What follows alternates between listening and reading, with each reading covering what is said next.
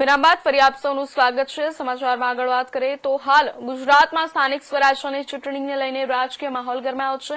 ગુજરાતમાં હરેક શહેરમાં સાયન્સ પ્રક્રિયા હાથ ધરવામાં આવી છે। ભાજપ અને કોંગ્રેસના ઉમેદવારોએ જે દાવેદારી નોંધાવી રહ્યા છે તેમના દ્વારા સાયન્સ પ્રક્રિયા હાથ ધરવામાં આવી છે અને ઘણા લોકોએ ફોર્મ પણ ભર્યા છે। ત્યારે હાલ સ્થાનિક સ્વરાજ્યની ચૂંટણીને લઈને તૈયારીઓ તેજ કરવામાં આવી છે। મહાનગરપાલિકા, નગરપાલિકા અને બધી જ રીતે ચૂંટણીને લઈને તૈયારીઓ તેજ કરવામાં આવી છે। ત્યારે ભાજપે સાયન્સ પ્રક્રિયા તેજ કરી છે। નવા ચહેરાઓને તક આપવા નિર્ણય કર્યો છે। જણાવી દઈએ, ગુજરાતમાં હરેક શહેરમાં ગુજરાતમાં સ્થાનિક સ્વરાજ્યની ચૂંટણીનું બ્યુગલ ફૂંકાઈ ચૂક્યું છે। 26 એપ્રિલે એક જ તબક્કામાં 15 મહાનગરપાલિકા, 84 નગરપાલિકા, 34 જિલ્લા પંચાયત અને 260 તાલુકા પંચાયતની 1005 બેઠકોની ચૂંટણી યોજાવાની છે। ત્યારે ભાજપ સહિતના પક્ષોએ ઉમેદવારોની પસંદગી પ્રક્રિયા તેજ કરી છે।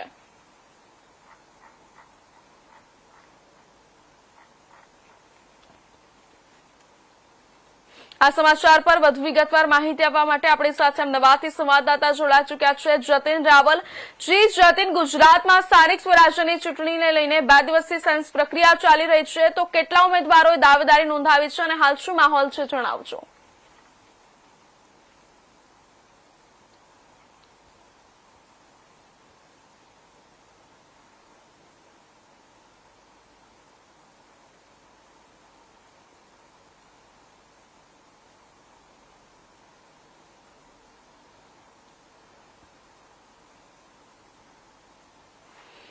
મહત્વના સમાચાર જણાવી દઈએ, સ્થાનિક સ્વરાજ્યની ચૂંટણીને લઈને અન્ય ફોર્મ પણ ભરવામાં આવી રહ્યા છે। સાયન્સ પ્રક્રિયા હાથ ધરવામાં આવી છે અને અમદાવાદમાં ભાજપની સાયન્સ પ્રક્રિયા પણ શરૂ થઈ ચૂકી છે। સુરત, રાજકોટ, વડોદરા સાયન્સ પ્રક્રિયા વચ્ચે ગાંધીનગરમાં ભાજપની સેન્ટ્રલ ઇલેક્શન કમિટી બેઠક મળી હતી, જેમાં આગામી ચૂંટણીમાં 60 વર્ષથી ઉપરના અને 3 ટર્મ લડી ચૂકેલા કોર્પોરેટરોને રિપીટ નહીં કરવા પાર્ટીએ મન બનાવી લીધું હોવાનું જાણવા મળ્યું છે। એટલે કે આગામી ચૂંટણીમાં અનેક નવા ચહેરાઓને ચૂંટણી લડવાની તક મળશે। અમદાવાદમાં ભાજપની સાયન્સ પ્રક્રિયા શરૂ થઈ ચૂકી છે। ભાજપના ઉમેદવાર તરીકે દાવેદારી નોંધાવવા માટે જે ફોર્મ ભરવામાં આવે છે તેમાં દાવેદારીના ફોર્મ ઉપરાંત એક અન્ય ફોર્મ પણ ભરાવવામાં આવી રહ્યું છે, જેમાં છેલ્લા 3 ચૂંટણીની માહિતી ભરવાની છે, જેમાં કયા વર્ષમાં ચૂંટણી લડ્યા છે, તેમાં હાર થઈ છે કે જીત તેની પણ વિગતો ભરવાની રહેશે। અગાઉ કોઈ પદ મેળવી ચૂક્યા છે કે તેની પણ વિગતો આપવાની રહેશે। જણાવી દઈએ, 26 એપ્રિલે આ સમાચાર પર વધુ વિગતવાર માહિતી આપવા માટે સંવાદદાતા અમદાવાદથી જોડાઈ ચૂક્યા છે જતીન રાવલ। જી જતીન, ગુજરાતમાં સ્થાનિક સ્વરાજ્યની ચૂંટણીને લઈને 2 દિવસથી સાયન્સ પ્રક્રિયા ચાલી રહી છે, તો કેટલા ઉમેદવારોએ દાવેદારી નોંધાવી છે અને હાલ શું માહોલ છે, જણાવજો।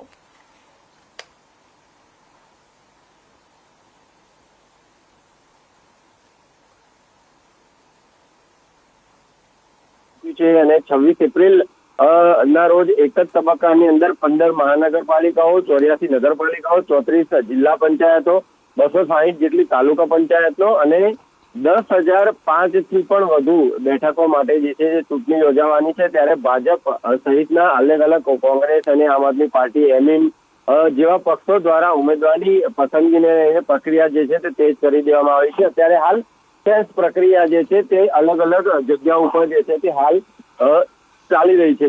જે કહી શકાય કે બુધવારે રાજકોટ, વડોદરા અને સુરતમાં ભાજપ દ્વારા સાયન્સ પ્રક્રિયા જે છે તે હાથ ધરવામાં આવી હતી, જેમાં અત્યારે આ વખતે જે છે તે 3 ટર્મ જે લોકો ચૂંટણી લડી ચૂક્યા હોય તેવા લોકોને પાર્ટીએ જે છે તે રિપીટ નહીં કરવાનું મન બનાવી લીધું હોય તેવું જે છે તે વાતો જે છે તે સામે આવી છે। એટલે કે તે લોકો આગામી ચૂંટણી જે છે તે લડી શકશે નહીં, તેમની સામે નવા ચહેરાને ક્યાંક ને ક્યાંક જે છે તે સ્થાન આપવામાં આવશે।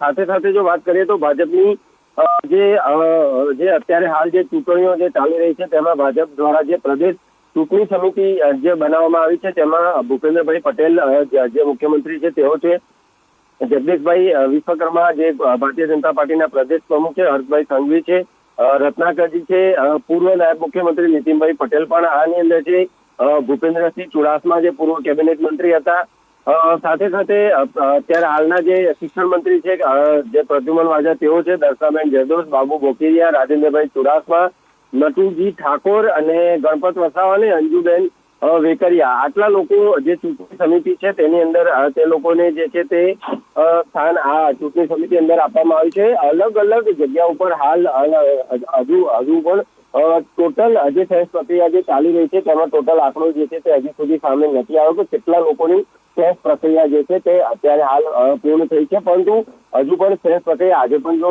અમદાવાદના ઘણા બધા વિસ્તારોમાં હજુ પણ સેન્સ પ્રક્રિયા જે છે તે ચાલી રહી છે.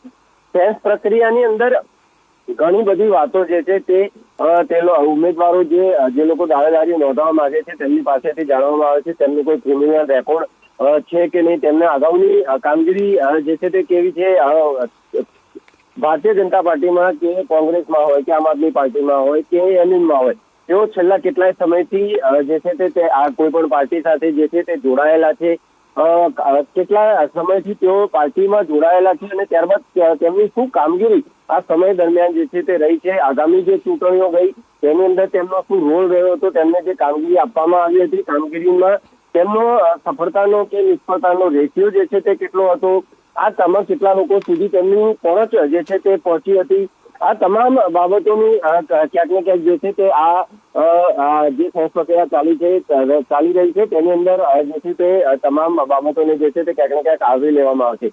સેન્સ પ્રક્રિયાને લઈને જો ખાસ કરીને વાત કરીએ, ભારતીય જનતા પાર્ટીએ ખૂબ જ સસ્પેન્સ જે છે તે રાખ્યું હતું. ખાસ કરીને જો વાત કરીએ તો સેન્સ પ્રક્રિયા જયારે યોજાવાની હતી આગળની રાત સુધી કોઈને પણ એવી કોઈ માહિતી નહોતી કે સેન્સ પ્રક્રિયામાં તેમના નિરીક્ષકો કોણ હશે. કેમ કે જો બની શકે કે જે સેન્સ પ્રક્રિયા યોજાવાની હોય તો લોકો ક્યાંક ને ક્યાંક પોતાના એકબીજા કોન્ટેક્ટ લગાવી અને ક્યાંક ને ક્યાંક ઓળખાણ કરવાના પ્રયત્નો જે હોય છે તે કરતા હોય છે. પરંતુ કોઈ પણ પ્રકારનું આવું કંઈ થાય નહીં એટલા માટે થઈ અને જે કહી શકાય કે જે સેન્સ પ્રક્રિયા છે તેને ખૂબ જ ભારતીય જનતા પાર્ટી દ્વારા ખાનગી જે છે તે રાખવામાં આવી હતી. ખાસ કરીને જો વાત કરીએ તો રાજકોટમાં ભાવનાબેન દવે, જીતુભાઈ પટેલ ઉર્ફે ભગત કે જે નારાયણપુરાના ધારાસભ્ય છે, જે દર્શાબેન વાઘેલા જે અત્યારે હાલ રાજ્ય કક્ષાના મંત્રી છે તેમને રાખવામાં આવ્યા હતા, જિગ્નેશભાઈ સેવક, નરેશભાઈ દેસાઈ, રાજેન્દ્રભાઈ પટેલ, નટુજી ઠાકોર, સુરેશભાઈ પટેલ અને સીતાબેન પટેલ જે છે તેમને નિરીક્ષક તરીકે નિમણૂક કરવામાં આવી હતી. સુરતની અંદર મિતેશ પટેલ છે, કેવું મોકરિયા છે, પિનાકીન ભાટિયા છે, જિગીસાબેન શેઠ છે અને અશોકભાઈ શાહ છે. આ લોકોને નિરીક્ષક તરીકે જે છે તે નિમણૂક આપવામાં આવી હતી.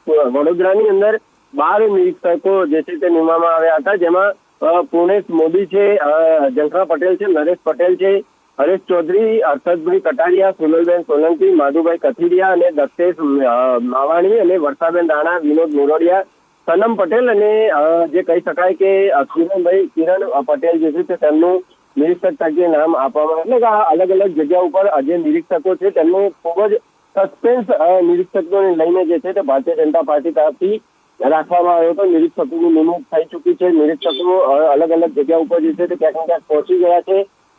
સેન્સ પ્રક્રિયા જે છે તે હાલ ચાલી રહી છે અને જે ઉમેદવારોની યાદી છે ટૂંક જ સમયની અંદર જે છે તે બહાર જે છે તે પાડવામાં આવશે.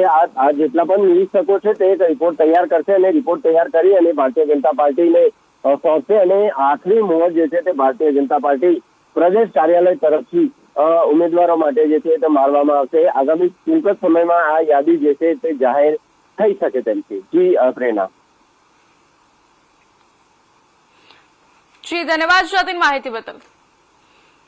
તો આ હતા અત્યાર સુધીના મહત્વના સમાચાર. વધુ સમાચાર માટે જોતા રહેજો ઇન્ડિયા ન્યૂઝ ગુજરાત.